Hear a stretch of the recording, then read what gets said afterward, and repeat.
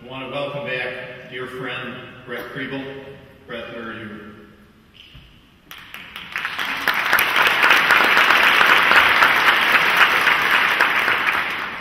I would also like to recognize the absence of Board Chair Jeff Lewis, who is in Baltimore attending to his first grandchild.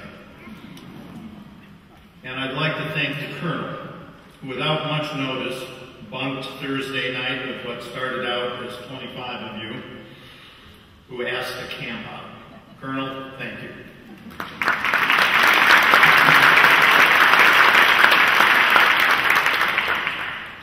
Shakespeare wrote plays from the point of view of an actor. They were not driven by conventional plot devices or by narrative convenience.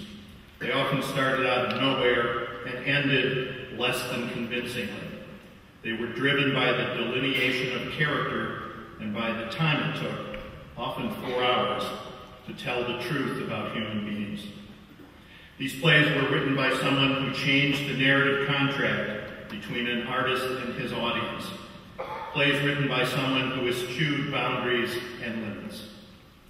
And that is what the students on this stage have done, as a class and as individuals, discarding or rearranging past rules of engagement around curriculum development, mentoring, what it is, what it's for, and how many mentors you can have at once.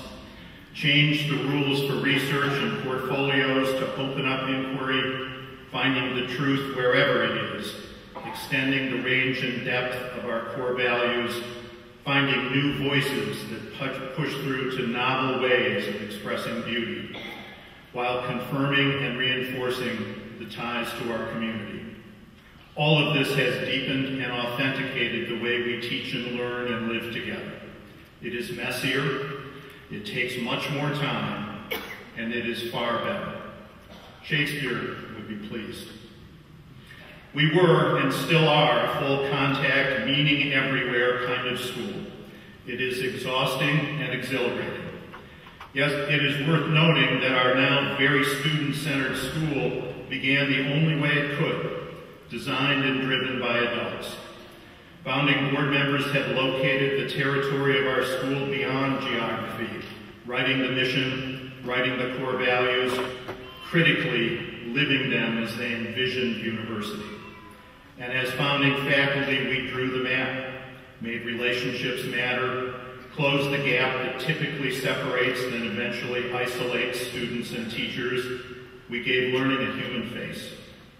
It was the work of and for the Spirit, work full of meaning. Through the years, one could see more and more students align themselves, accommodating the adult vision, speaking with a university voice. It was important, perhaps even groundbreaking work in its way, and it made a very good school, but it was not enough. There were more voices to be heard, more active parts for students to play. That map for this territory, this university high school, has been redrawn by these seniors. This version is more vibrant, spontaneous, more connected, participatory, less about staying in your lanes, and more about the quality of one's contact. This is not revision, and it didn't happen overnight. It is a natural extension of trust and respect and love. Because of this senior class, things are now different, and everyone has been watching you. Curriculum development is different now. Ideas for classes, books that change lives, religious studies, journalism, advanced musical performance, all came out of conversations and collaborations among and between students and teachers. Chris Bradley and Bob Wanger shared their love, some might say their mild obsession, with World War II, which led to a year-long multi-generational study group.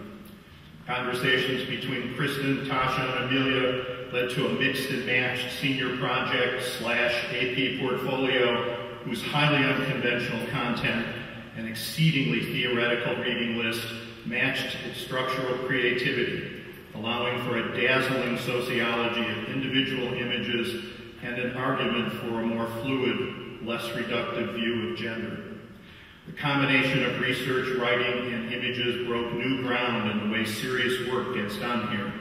leading Chris Bradley to say that when he first thought about the Senior Research Scholars Project years ago, work like Amelia Eskenazi's is what he had hoped for. David and Julie Eskenazi have never understood which project was which, but they are both very proud. And the U-Post. Student voices are different now. See Isaac Mervis.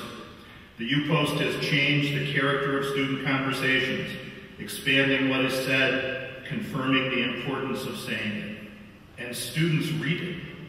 And in the passing of the baton from Naomi to Sydney, we can see the institutionalizing of another student idea. These experiences came out of student, teacher, staff collaborations, came from sharing a love of learning, came from an elevated version of trust and respect.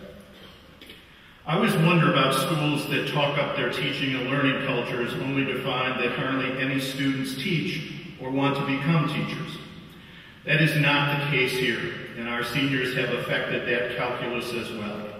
The status of teaching could not be higher here, and it is a clear indicator of the importance that this faculty has in the eyes and hearts of university students. Students' teaching comes in a variety of kinds.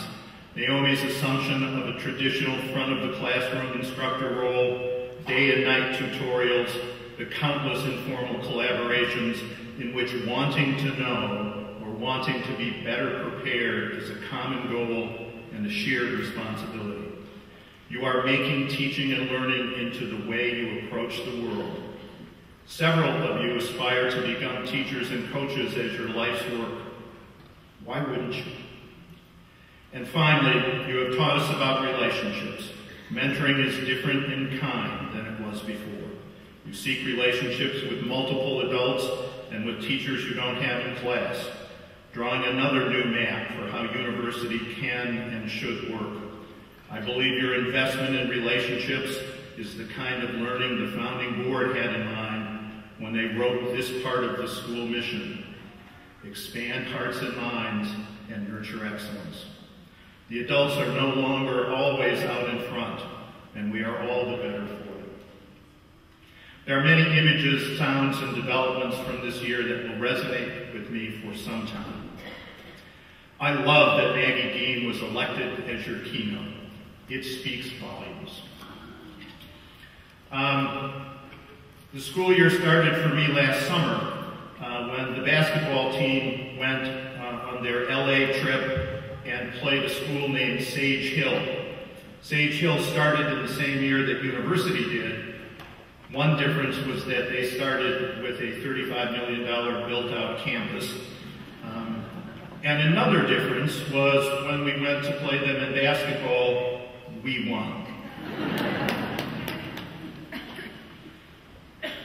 I will never forget Lizzie Berry's Core Value Award speech to Kathy Cabello that was done all in Spanish. Or Rohan's heartfelt gala speech about being a founding university student. Or Julia sitting on John Wall's couch with her best buddy during a basketball game that was too loud for him. University beating everyone in the academic state championship.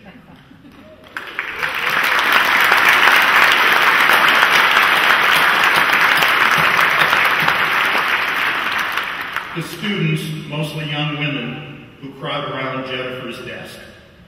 The trip to Rwanda. The choir opening for 3,000 people at the People of Color Conference. Monica's moving in next to Manny McAllister. The Tchaikovsky that the strings played for Damien to end the spring concert was such a clear statement of tribute and of love. The shot and the season behind it. Anything Isaac Mervis writes. Alicia's Prize Day speech. Damien's laugh. The stirring senior art show. After Lydia Schweitzer's complicated research design on violin sound quality for her Senior Research Scholars Project, I asked Chris Bradley what it meant, and he said it means that Lydia loves the violin. We had a challenge a couple of weeks ago in giving the AP Spanish test. Some of you may have heard of it. The sound didn't work right, and a couple of students heard the Spanish speakers so that they could respond, and most didn't. Susanna came to me and said that usually, as soon as the test is over, people come to her and start telling her about the test and that no one had come.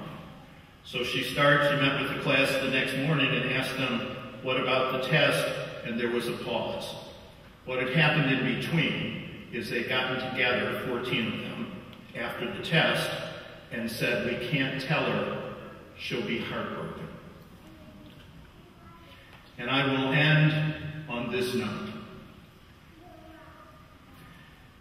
Damien's done lots of remarkable things professionally in his life. One of them is that he was a master's student at the Aspen Festival some years ago. And he had done a performance, been part of a performance the night before, and in a very tight hallway, he was walking down the next morning, and the best soprano and the nicest in the world, Renee Fleming, came up to him and said, you were very good last night. And Damien Jeter said, do you know who you are? Renee Fleming said that she did. And to the class of 2015, congratulations.